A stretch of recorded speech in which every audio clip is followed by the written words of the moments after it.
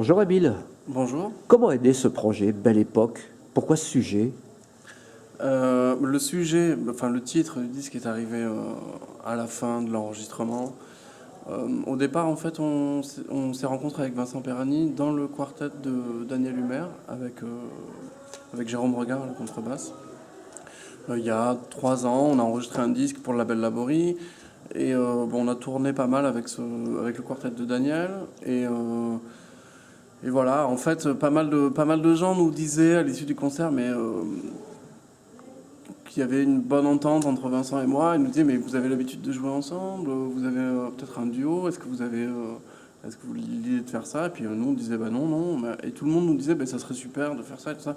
Et puis donc on s'est dit pourquoi pas. Et puis en fait l'agent de Daniel Humer, Marion Piras, un jour nous a trouvé un concert, nous a dit ben voilà, j'ai un concert pour vous en duo à Vaux-en-Velin.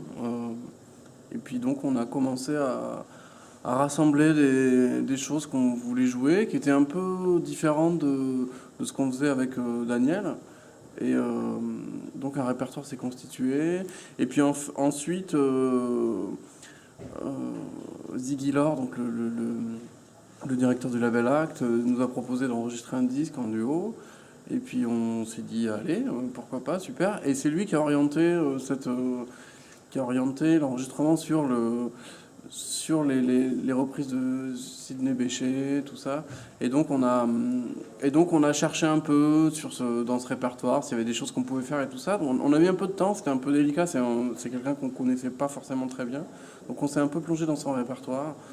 Et on a trouvé des choses qui nous ont servi de point d'appui pour continuer dans notre univers, parce qu'on avait déjà un répertoire constitué tous les deux.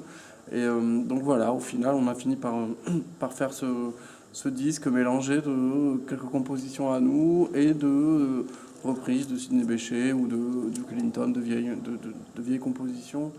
Euh, et voilà, et Belle Époque est arrivé à la fin, c'est plus un état d'esprit,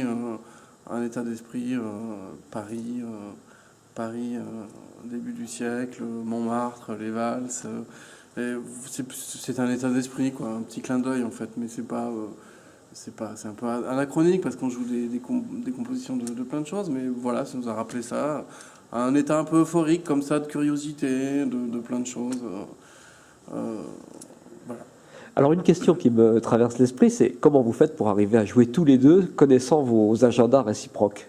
Vous arrivez quand même à vous combiner, à vous trouver des dates en duo? Alors c'est vrai que c'est pas facile. Donc du coup, on est en train de prévoir pas mal de choses pour dans longtemps, pas mal de concerts en duo. C'est pas évident. Vincent est extrêmement pris, il joue beaucoup. Moi, de plus en plus, j'ai vraiment pas mal de choses. Donc en effet, c'est pas facile, mais on arrive à trouver des dates comme ça où on se retrouve. Et finalement, on a pas mal de choses, on fait pas mal de concerts ensemble. Et donc voilà, c'est une histoire qui commence et j'espère qui part sur une longue durée. Donc on n'a pas regroupé sur une petite période plein de concerts, on étale ça sur le temps et je pense que ça va continuer à se passer comme ça, j'espère bien en tout cas. Merci beaucoup Émile. Ben, merci à vous.